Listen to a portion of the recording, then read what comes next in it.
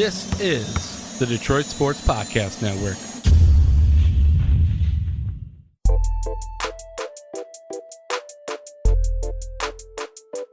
Welcome into the practice squad. We're basically talking football the rest of the way, right? I mean, that's what it feels like. When's the next time we don't talk football? We talk something that's not football. NBA draft? I mean, yeah, probably then. But like, honestly, the Tigers don't make a major free agent move, do they? No. And do you like what do you have? Do you have the sports calendar in front of you? Do you know when the NBA draft is? I don't know when the NBA draft is. I don't know when the NBA season starts. I don't know when MLB free agency opens. That usually opens like pretty much right away, doesn't it? Yeah. Like I can't imagine. You know what? I think maybe it's not until like the beginning of January, like right as football is kind of starting to wind down. We're getting into the Super Bowl mode because I think the NHL season will start. We all know that you're a huge fan of hockey. Well, no. I wish people could see your face right now.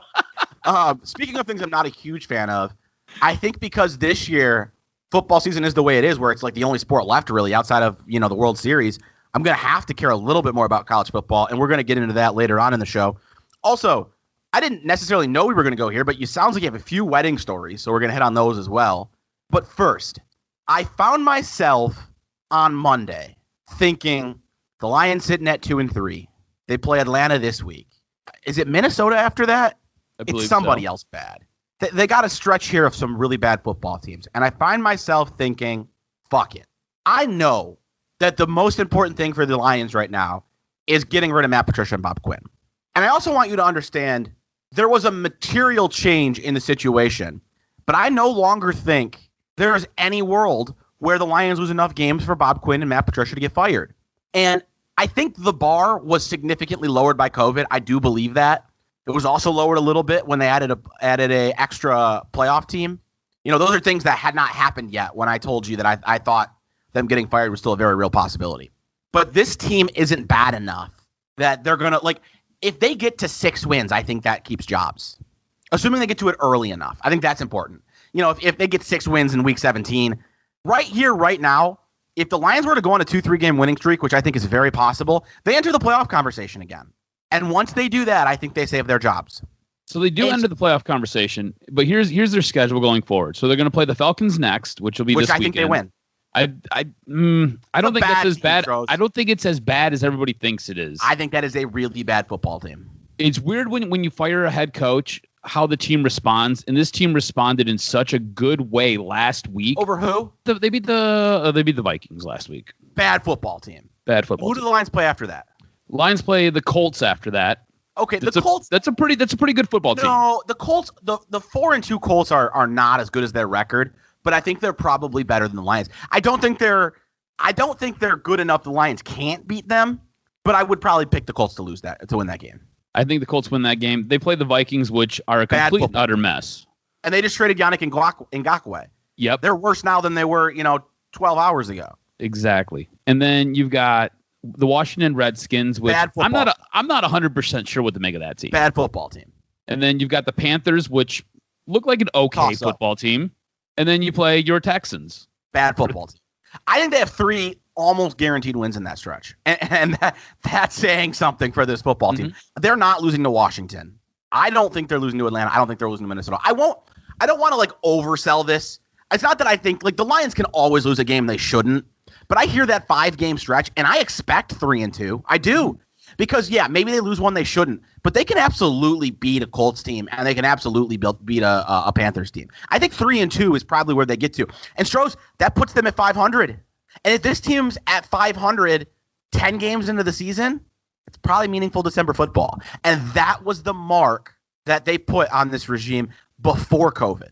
No, you're right. If you want to wait, I get it. And to be honest with you, I don't know how I'm going to feel on Sunday. This is the toughest season ever to judge how I'm going to feel week to week. But if they win this Sunday, I definitely think I'm going to find myself in fuck it mode where I'm rooting for them because I'd rather, if we're going to waste the season anyways, I'd rather make the playoffs this year and enjoy it. I like how your fuck it mode revolves around the Lions. Usually my fuck it mode revolves around me being a half a bottle deep and having no pants on and some hot chick laying in a bed. And I'm just like, fuck it, bro.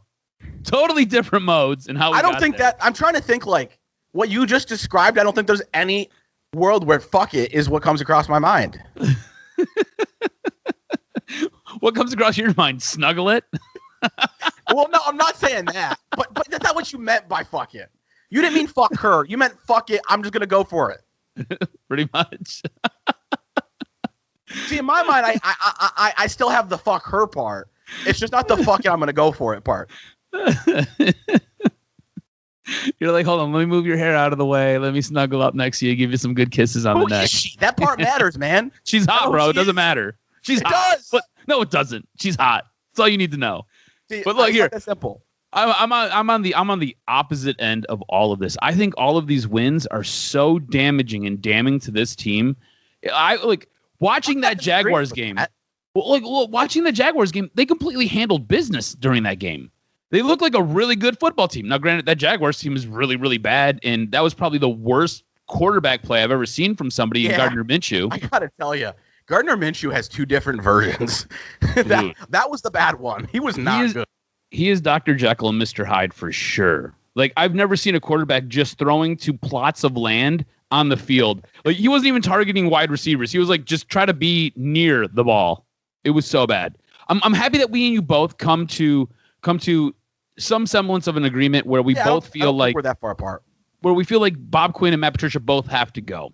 And I think we both realize that the more they win, the more the likelihood is that they're going to be here. But what I also find weird is you're kind of in a weird spot as a football organization, right?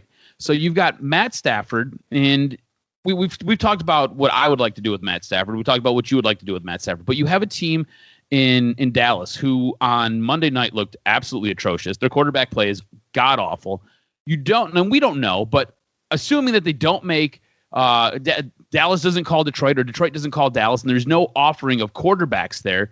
I mean, you could really jumpstart this rebuild, but that doesn't help Bob Quinn. That doesn't help Matt Patricia keep their jobs. You also have a guy like Marvin Jones, who is at the end of his contract. You're probably not going to re-sign him.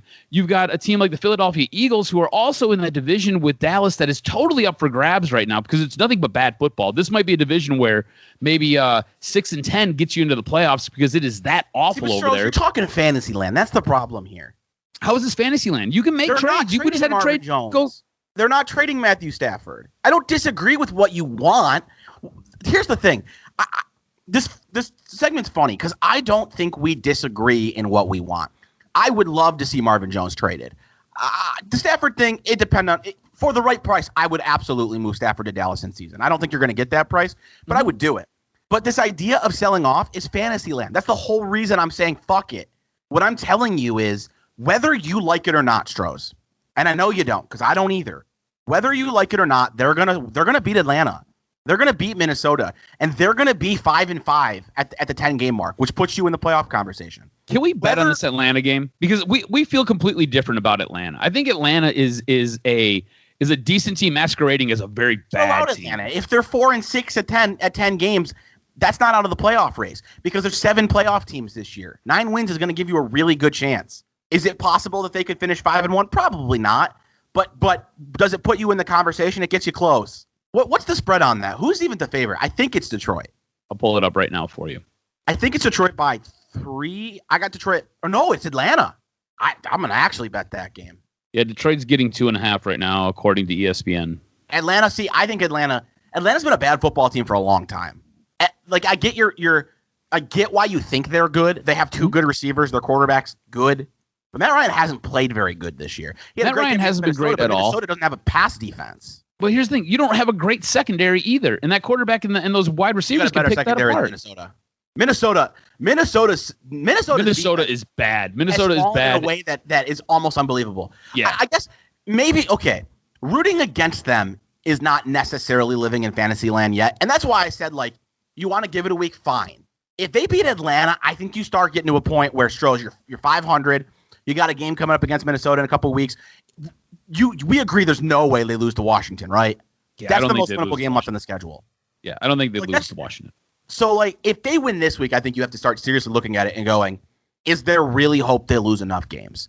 But any thought to trading, they could lose to Atlanta, then lose to Indianapolis, then lose to Minnesota, and they're still not trading Marvin Jones. They're definitely not trading Matthew Stafford in season. That's not even fantasy land. That's what drugs are you on? But see, this is why I think this win against Jacksonville was so damning to this team and this organization. Because I agree. Because I think if you drop that game, all of a sudden, this picture is totally different. You can't beat a bad Jacksonville team. And I think at that point, Sheila is panicking. And I think she's going to Bob Quinn and she's going to Matt Patricia. She's like, look, guys, things are going to change. This is what I want. Do what I want. Because honestly, who does the general manager work at the behest of? The general manager works at the behest of the owner. I refuse to believe that the owner can tell a GM who's fighting for his job that he has to sell. I refuse to believe that. If a GM who's fighting for his job has to sell, he's going to be fired and somebody else is going to sell. But that's what I'm alluding to. Like, it's not going to happen. If they lose this game to Jacksonville, which they didn't lose, that is quite literally fantasy land because it didn't happen. It didn't happen. But if they did, I think things would have been different. And that's why I think that this win was so damn bad for this team, this organization. You're stuck on your ex. That's what's happening here. You got married to a plan, which was lose games and sell players. And then I still want to sell players. I still want to lose games, B. That's but what all I'm telling you is she's gone. Yeah, you have to move on. She left me. Stroz, I understand. It took me a year to move on from a relationship. I was stuck there for a year. Not even a year. It took me a year to start moving on. Okay. I get it. All right, hold on. So here's the thing. We've got to pivot now, right? And we've got to pivot hard. You got to pivot. I'm good. To pivot. So I have to pivot. I need you to help me pivot then. So what are you selling me, all right, that is going to help me pivot off of my lose and sell everything mode? Because listen, this team winning a couple games, coming up against some teams that are equally as bad as they are, doesn't really get me hopeful for what's in store for the future. You mean to tell me that 8-8 gets you to hope? Believe me, that's not what I'm selling you. I'm telling you this is a shit sandwich. I'm just putting some mayo on it. This year sucks. So 8-8 in some playoff plunder here, right around late December is what you're telling me. Maybe you'll get to root for games in December. Remember last week we said we'd love the Schwartz era back or the Caldwell era back, where you just get to care about games. That's what I'm telling you, Stroz. I'm telling you to give in and accept that in December you'll get to root for a playoff run you won't even get to actually have. But here's the thing. Do you remember watching Jim Schwartz in the Jim Caldwell era? And you could just kind of see things starting to kind of fall in place just a little bit. I don't feel like that with these guys. And it's because the team sucks. Maybe I'm blind because of the moment, but I just don't feel like there's any hope here. Stroz, I'm not telling you this team's going to win more than 6 or 7 games. Even 6. Let's say 6. I'm not telling you they're going to win more than 6 games, which leaves you probably pretty comfortably out of the playoffs unless you're in the NFC East.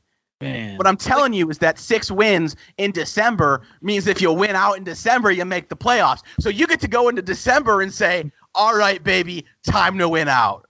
Time to win. Let's go. This is winning season. And let's see who Detroit plays in December. I don't care. They can play you do. Green Bay, Seattle, Baltimore, and Kansas City. I'm rooting for them to win come December. So December, this is what December looks like. December, you've got the Bears who already beat you once. You've got the Packers who murdered you. Shut up. Stop. You need to shut your filthy mouth. They should have beat the Bears, and you know it. Yes, you lost, but let's not act like they're not capable of beating the Bears. Oh, who's in fantasy land now, B? Who's in fantasy land now? The Bears beat you. They did. Deal with it. They did. And you lost to the Bears once. Now, but you have to travel now. They beat you at home. Oh, you have to travel. Oh. You got to travel to that stadium with the cardboard cutouts. A 30-minute flight? within the stadium with cardboard cutouts. Bikes to Chicago? What do you mean they have to travel? Hold on. And then you've got Green Bay. Then you've got Tennessee. And then you've got the Packers. And then you play the Vikings, who, Vikings are good. So, okay, December. How many games do you think they win in December? So there's 5 games. How many games do you think they win in December? Oh, no, actually, the Vikings game is January. Wow, this season's going to go into early January. So the Vikings game's in early January. So the last 5 games, how many games do you think they win? 1, maybe 2. I would say they probably top out at 2. I don't think you're beating Green Bay. I don't think you're beating Tennessee. I don't think you're beating Tampa Bay. I think you can beat Chicago, and I think you do beat Minnesota because they got a long travel there from Minnesota to Detroit. That's a bad football team to have to travel from Minnesota to Detroit. So I think you end up with 1 guaranteed win, and that's the Vikings because I don't think they're any good. You've got a coin flip of a game at Chicago, and then I don't think you win any of those 3 games against the Vikings, Tennessee, or the Bucs. We're going to both fly through the schedule game real quick. And okay. I'm going to just go what I think will happen. Atlanta, win. Colts, lose. Vikings, win. Football team, win. Panthers, lose. You ready for this? Texans, win. Chicago lose, Green Bay lose, Titans lose, Buccaneers lose, Vikings win. That's 5 more wins. But the important part is not only is that 5 more wins, that gives you 4 more wins heading into December. So heading into December with 5 games left to go, I have them at 6 wins. You know what that means? That means playing meaningful games. I'm telling you, they're going to lose 4 straight. Mm-hmm. But I'm telling you that going into that stretch where I expect them to lose, 1, they're not getting fired because they're meaningful games. And 2, if you want to enjoy this season even a little bit, at least you can go into those games rooting for a miracle. All right, so this is how I see it stacking out. All right, so you're going to play. You got to go to Atlanta this week. I think you lose. I think it's a close game, but I still think you lose. I think you lose to the Colts. You beat the Vikings. You beat Washington. I think you lose to the Panthers. You lose to Texas. The Texans, I don't think they're a very good football team, but I think you lose that game. Adrian Peterson's going to run for 4,000 yards in that game. If you think the Lions' run defense is bad, let me tell you something. The Texans is far worse. The thing is, they can put up some points, and I don't know if the combination of that bad defense and that mediocre offense can hang with them. That game will be in the 70s to 80s. It'll be like 68 to 72. I meant total, but okay. So you got the Bears game again. That's a coin flip. I'm going to put that as a loss. Then you're going to lose to the Packers, going to lose to the Titans, going to lose to the Bucs, and I think you beat the Vikings again. So I have 3 wins? Yeah, I don't see it the same way. Down the stretch. If they beat Atlanta, does it start to change things for you? Because I do think Atlanta is a big turning point. I think if you get to 500, you have to start looking at the rest of the schedule and thinking they're going to win too many games for them to get fired. I mean, I think you'd be foolish if you didn't. So yeah, if they can beat Atlanta, then I think you have to look at this team a little bit different. But I think what happens is you're going to play the Colts the very next week. And I think the Colts are a very good team. I don't think you get a win there, and the Colts will be coming off a bye. And the Colts are mediocre as hell. I don't know. We'll see what happens. It's going to be interesting the way the season's going to play out because I think you're right. The Atlanta game is a turning point, I think, for this season. Year. Vikings, Jets, Bengals, and then the most impressive win they have is over the Bears. They've lost to the Browns and Jaguars. They're not – you could lose to the Colts. I picked you to lose to the Colts. Mm-hmm. They're not 4-2 good.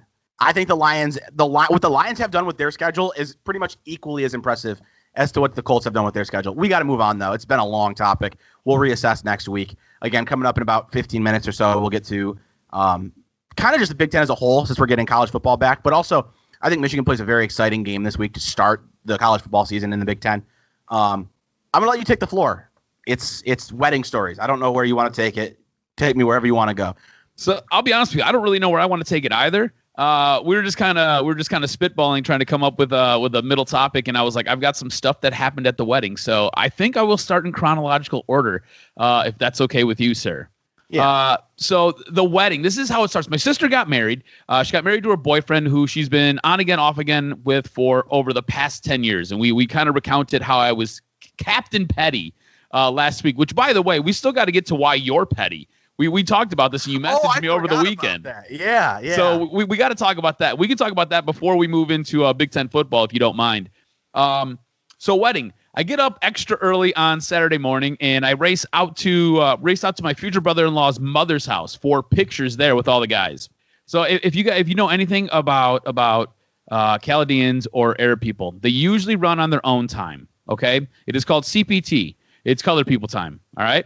So Rob runs on CPT all day long. Rob was at his mom's house. He slept there. All he had to do was get out of bed and put his tuxedo on. That was all he had to do, and then come downstairs for pictures. Pictures were done at his mother's house. The rest of us show up in our tuxes. We're ready to go. It takes him an extra hour to get ready. We are already, the day just started, already an hour behind. Stroz, I don't want to get too far off of your wedding stories, but so I've probably shared it on here before. Most of the friends I don't want to say most, a lot of my friends growing up were Indian. Indian meaning from India. Some people have to ask the that. Dot, not the feather. Wild. Yeah. Anyways. Okay. Just clarifying for everybody. Indian is from India. Yeah. Otherwise, they're Native Americans. Okay. But anyways, not the feather. Anyways, I went to an anniversary party for one of my friend's parents. And I've talked about it on here, show up early to everything. I showed up on time, at the time it was supposed to start with another white friend. We beat the parents there who were being celebrated.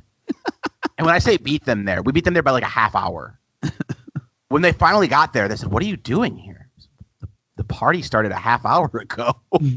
We got to the banquet hall, and the only people there were the people setting up for the banquet hall. Holy cow. But I'm sorry. That's crazy, dude. That's a prime example. That's a prime example of what I dealt with the entire day, right? So we get pictures. Pictures were great. His parents are fantastic. I then race over to my sister's house to get pictures with her.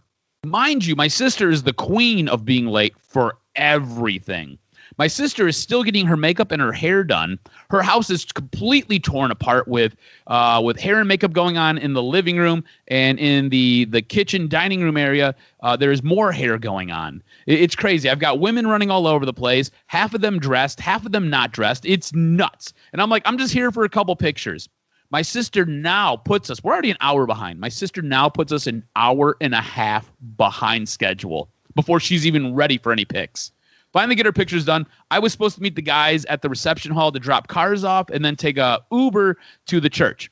I called my brother-in-law. I was like, hey, things are all screwed up over here. I will just meet you at the church.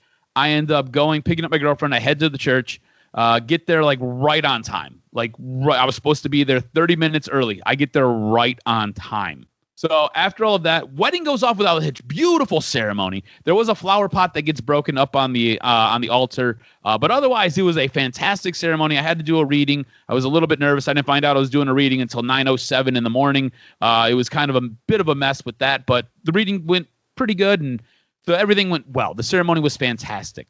We then get into the limo, all right, and we're driving around for pictures. All of a sudden, our limo driver gets a bug in his ass. Mind you, I told you everything is a little bit off here as far as scheduling goes, right? We get to the original spot where she was supposed to have her wedding ceremony down in Eastern Market over by Shed 3. We take a picture there. We go to another spot to take a picture, the Belt over there by the Z parking deck downtown. They don't allow pictures anymore. So we're like, all right, cool. Quick pivot. We're going to go to the DIA, take some pictures out there. The limo driver pulls over into a Rally's parking lot, and he is arguing with my brother-in-law about how long they have the limo for. Apparently, the limo was purchased from 1 to 5 o'clock.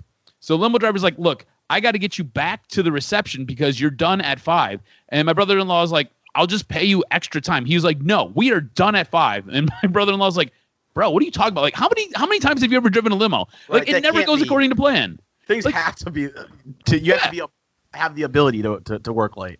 So this guy is like threatening to kick us out of the limo and leave us downtown. It starts a fight, like almost a fist fight. Like we have to pull the photographer apart from the limo driver because the limo, like I guess the limo driver put his finger in the photographer's face and he was not playing games, and he had already had a rough day because everything was freaking behind his schedule. So he was ready to murder this guy. We end up getting dropped off. We're dropped off roughly at 5:15. Half the guys in the limo want to beat up the limo driver. It's whatever. He doesn't get paid, by the way. I was like, I had the checkbook on me. I was the one writing checks all night. I was like, am I paying this guy or not? And my brother-in-law was like, fuck him. You're not paying him. And I was like, cool with me, bro. So I don't know how that's going to get resolved, but eventually that'll get resolved. Not necessarily my problem. So no, it's not your problem. You're not going to make that decision. No, it's not the decision I would make. But it's not, you were not the one who made the decision. No, absolutely not. So now we're walking into the ceremony, and I'm with my sister's friend, Leah. Leah is a fantastic time. She's a great girl. I'm going to try to do this as tastefully as possible because I absolutely love her. She's great. She's a little bit of a bigger girl. Okay. She's a beautiful girl, just a little bit bigger. We go to take her, like we had this elaborate dance planned, right? And because we're like, okay, what are we going to do? We're like the fun couple. What are we going to do? We got to do something. I was like, cool, this is what we're going to do. I was already half in the bag at this point. And I come over with this dance, and she's like, all right, great. We go to take a step, and she's really unsteady. And I'm like, are you okay? And she was like, yeah, my shoe just feels weird. And I was like, okay, do you want to take those off? And she was like, no, we should be okay. Go to take another step, and she's still unsteady. I was like, you got this? Can we go? Let's go. And at this point, I'm kind of rushing her. And she's like, yeah, no, I'll be fine. I said, all right, great. 2 more steps, we hit the dance floor. As we hit the dance floor, why does she blow out both tires? She goes down in a heap, dude. It looked like a sniper shot her. I was like, holy shit. And I went to go grab her, and then all of a sudden I just threw my hands up like, what are you going to do? I don't know what's going on here. And I was like, are you okay? And she couldn't get up. Like, she kept trying to get up. There was like 4 of us trying to help her up. She was just so unsteady. I don't know what the hell happened with her shoe or with her foot, but she ended up hurting herself kind of bad. Like, she ended up leaving the wedding because she was in so much pain. Felt bad for her. Rest of the night kind of goes off without a hitch. My cousin comes up to me at one point. My girlfriend looked absolutely stunning, and she was awesome. Like, she was walking around, shaking hands, mingling with everybody. Full disclosure, everybody got to meet her. Stroz is sharing that because he knows she listens.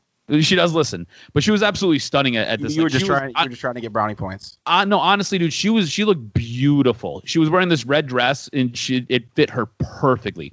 So much so that my cousin comes up to me, and he was like, "Dude, good job." Like, he's shit-faced. John is shit-faced, and I was like, "Thanks, bro." He was like, "Is she into some freaky stuff?" And I was like, "What?" No. And then, of course, I say, "Yeah," because, you know. So, and he was like, "Yeah." And like, he had this moment. My cousin's like, "Did you just say, like, what did you just say?" And I was like, "Don't worry about it. It's okay." So, tell you all of that to let you know that I was really hammered, right? My mom was yelling at me while I was up at the head table when all the speeches were going on. She was sitting right in front of me, telling me I'm annoying because I was so loud and I was drunk. Whatever, Mom. I had a great time. Apparently, when I get drunk, and I didn't realize this until Alyssa told me. Apparently, when I get drunk, I get a little handsy. Oh, that's the most believable thing I've ever heard in my life. So I was like, what do you mean? She was like, so do you remember stepping on? There was this lady there. Her name was Maha. I think it was Maha. And I was like, Maha, yeah. It's a Chaldean American wedding. It's, you know, so she's Chaldean, obviously.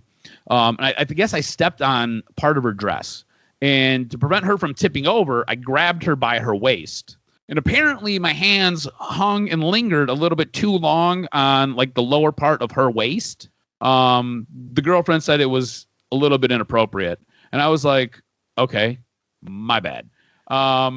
So I don't know, man. If that counts as handsy. I believe that you get handsy when you're drunk, but that just seems like lack of awareness being drunk. I mean, I was just hammered and I was just trying to make sure she didn't fall over. Right, which naturally comes with being drunk. That's what I'm saying, right?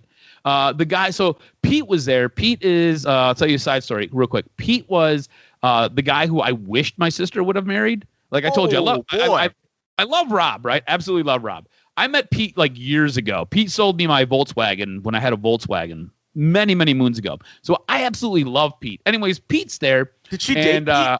What's that? Did she date Pete? I don't really know what they did. They did something. I'm not sure.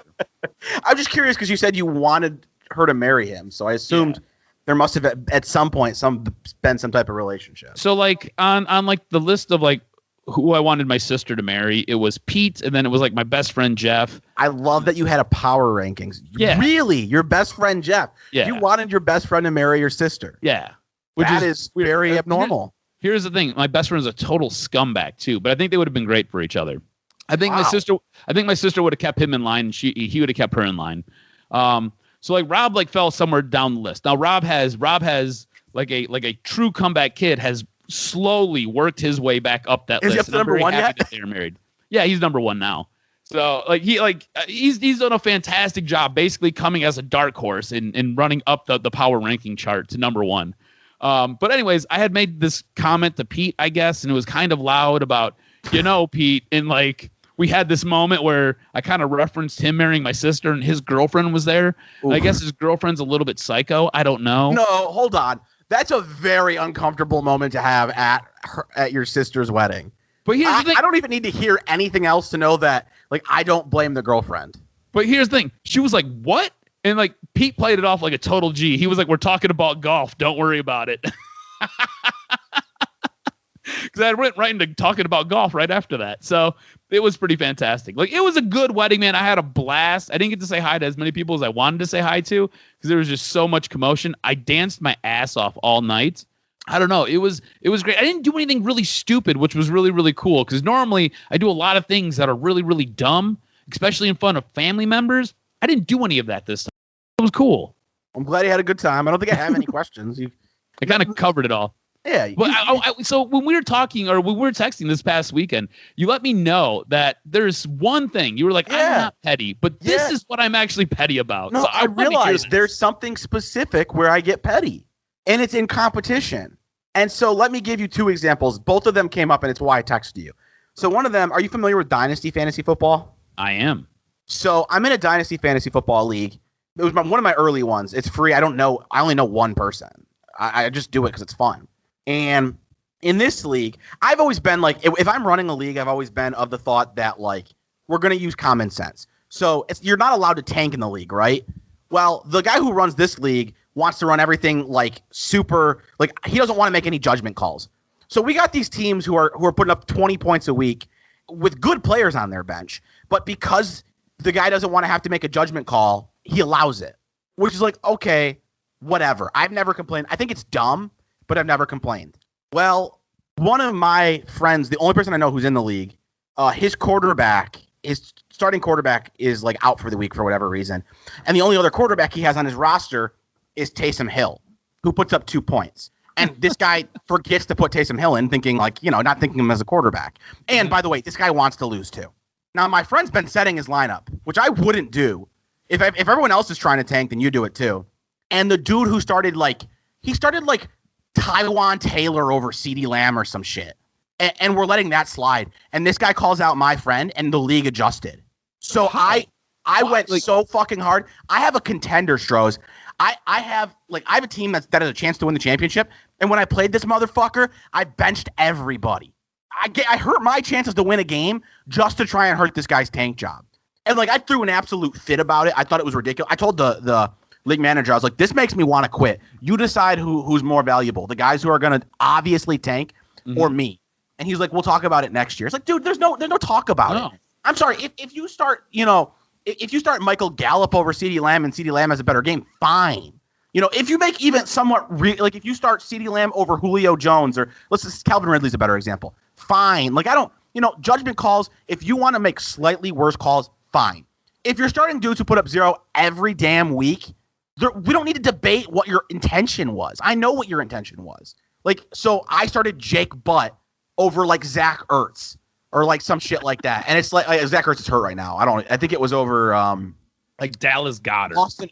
Austin Hooper and Dalton Schultz, the Dallas guy.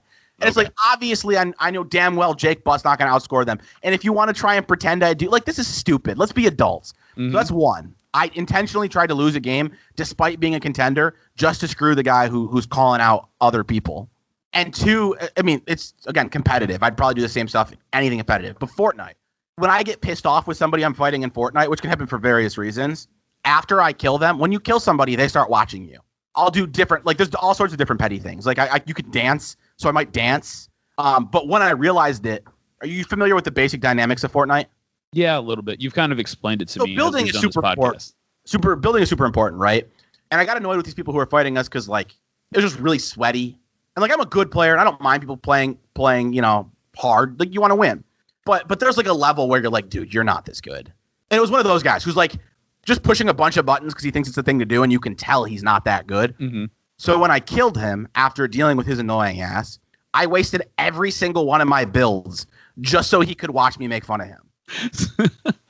So how do you do that? Explain this to me. Well, when you say you waste your builds, what does that mean? Protect yourself, right? Yes. So there's a level of that where if you're good at it, it just moves so fast. And it's if you watched it, you wouldn't understand it. But sometimes what happens is you get these kids who think they're that good that aren't. And so instead of placing the right pieces, they're just randomly building shit all over the place. And you can tell when that's what they're doing. So it was one of those people who was just building shit all over the place, who had no idea what he's doing. I killed him easily because he didn't know what he was doing. Mm-hmm. And then so I just started doing the same thing, building random pieces that made no sense. So here's a question for you. Can you build letters? Is that possible? This is the way it works. You get you can build a wall, a stair, a floor, and a roof. And you use those pieces there's just specific things you do to protect yourself. There's it's hard to there's a 90 is what they call it, which is literally you just turn 90 degrees and keep building a box as you turn 90 degrees. Okay. It's the quickest way to go up while protecting yourself. Okay. And there's different things like that. But if you don't know how to do those things, it's obvious. And you should still build, but it's just the point is you can see these people who think that they're professional players that aren't, and they make it really annoying to fight them. So I burned all of my material that I had just to make fun of him, which both these circumstances are me setting myself up back to screw with somebody else. It's the one scenario in life where I'm petty. So is there any point where you can build like the letters like FU out of all of the supplies that you have, or is that not possible? If you're in a fight. Okay. But after you kill him though, sure. Like, you got to worry about the rest of his team then. In this circumstance, it was a 2-on-2. We already killed his team. Oh, okay. Because they don't technically start watching you until you kill everybody. Okay. Otherwise, they watch their teammates. No, you could do that. It would be relatively time consuming. Because you can only build. So you have the idea, like you can only build what you see. So like I can only build in front of me. So to build FU, I have to constantly move all over the place. I got you. I was wondering if you could just ratchet that level of pettiness up to like 1,000. It would probably take too long. He'd probably leave by then. Okay. I wish I'll see if I still have the video, because I tried to take a video of it. That'd be great. What I did, it's literally just me jumping around and building useless pieces. So I want to go back to your fantasy league real quick, because in my family fantasy league, right? It's competitive, but we have some people who are just really, really bad at fantasy football, and like they think that they're okay, but they're just not. So what we've done, or what I've done, is I've made the toilet bowl, right? So because I don't want people to tank. So half the league gets to play in the playoffs, the other half gets to play in the toilet bowl. And what you end up vying for is, if you win the toilet bowl, you get the first overall pick in next year's draft. And you can pick where you want to draft at, but you have the first option. So if you want the first overall pick, you can have it. If you want to draft at 5, you can have that. If you want to draft at 12, you can have that if you want. On top of that, you get a cool little trophy that is a toilet. And that's what you get.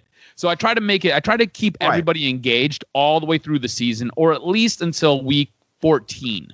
Because people are going to end up losing, and then you're just kind of out of it. But I try to keep everybody engaged as long as possible. So do you have anything like that set up in any of your fantasy leagues? Here's the thing. This is my rule in anything competitive. Like I'm in Madden leagues with people. Mm-hmm. I don't want to be in a league with people who can't just treat it like adults. Right. It's really that simple. What we use in my main, somewhat based off of how you finished, but we do a lottery, and you can earn extra lottery tickets for your performance in the Losers Bowl. But that's not out of necessity. That's out of like something we thought was fun. Right. I think that's really the only one. I think that's why I was so petty about this. To me, it's like, this isn't fun if you're not being an adult. Mm-hmm. So like in my Madden league, and I don't think anyone from it listens to this, we happened to realize one of the dudes was he was editing players and making them better. And it's just like, come on. You're 30 years old. Like, if this is fun for you, like, I don't understand. And so I don't usually like to have to make rules. Like, we made a new rule, like, if you edit your player, you have to take a video of you doing it. Because it'll tell us you edited, but it won't tell us what. So people would do it to like change numbers, or like change positions, or like super small stuff. But we started to notice, like, hey, this guy's the fastest player at every single position. And like, hey, this guy has a player on a 3-year contract for $1 million, but he's the best quarterback in the league. Mm-hmm. And like, it became very obvious he was cheating. But that's just not the, like, I don't know, man. To me, it's if govern yourself. It's entertainment, you know? And I guess that's the other big thing. When it's money leagues, I guess it's a little bit different. But I'm not in any big money leagues where people should be doing shit like that. Right. That makes sense. I just wanted to share that I found a place in life where I'm petty. And it's such an unimportant place, and I think that's why I get that way, where it's like, dude, if you're going to be this way about something for free, then fuck you. I love your pettiness. Fortnite's less about that. In reality, Fortnite is just it's like the emotional reaction you get to video games, and petty comes out.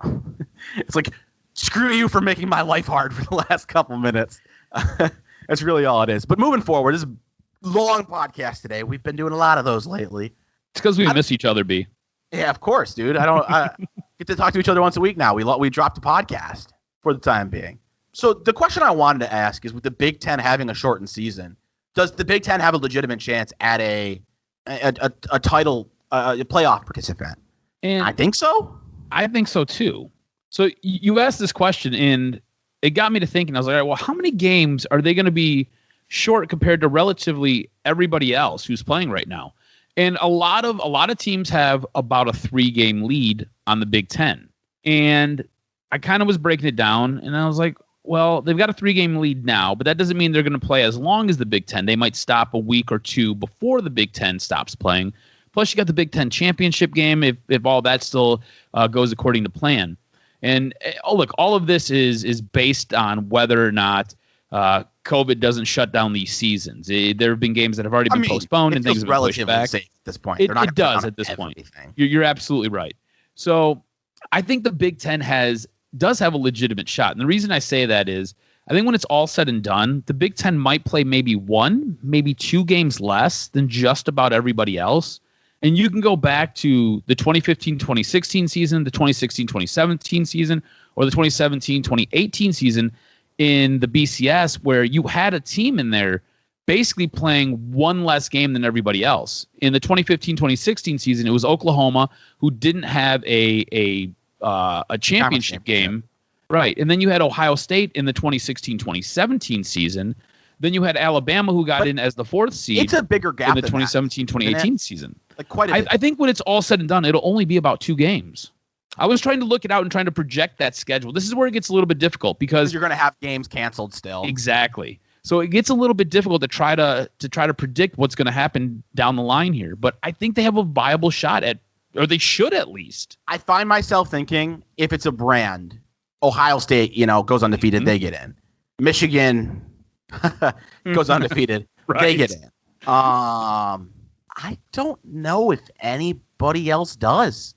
I don't think so either. Like even Minnesota, who I think was really cute last year, and that's not an insult. I enjoy, I find myself, I like PJ Fleck a lot. I hope he builds Minnesota into something. But I don't even think if they were to go undefeated, they'd get a look. Wisconsin, I don't. The truth is, I don't know where teams stand year to year. I even last year's the most I followed college football in a long time. But I still don't know who the real contenders are. I just look at it as Ohio State and then everybody else. But if it's not Ohio State or Michigan, I don't know if they have a chance. And on top of that, I don't think you can lose a game in the Big Ten this year if you want to make the playoff. Not one. Yeah, I don't think you can lose a game either. I think you have to go undefeated in the Big Ten in order to make the playoff and to have a viable shot at even landing there to play. And look, I think the Big Ten didn't do itself any services by postponing everything and then waiting and then having 1 foot in the pool, 1 foot out of the pool, and then finally deciding, we're going to have a season. So I think if you are a team in the Big Ten and you want to play in the college football playoff, which everybody wants to make it there because there's a ton of money involved and it's a bunch of great notoriety and you get to fight for a national championship, you have to go undefeated. And I think you're right. It has to be a brand name school. I think Penn State could possibly. Yeah, go ahead. Michigan goes undefeated but doesn't get to play Ohio State due to COVID. Man. Yeah, as a Michigan fan, I'll take it. What if they're both undefeated? But what happens in the college football landscape? I think what would end up happening is Ohio State would probably get a nod. And if they were looking to add a team from the Big Ten to the college football playoff, it'd be Ohio State, wouldn't be Michigan. That makes sense.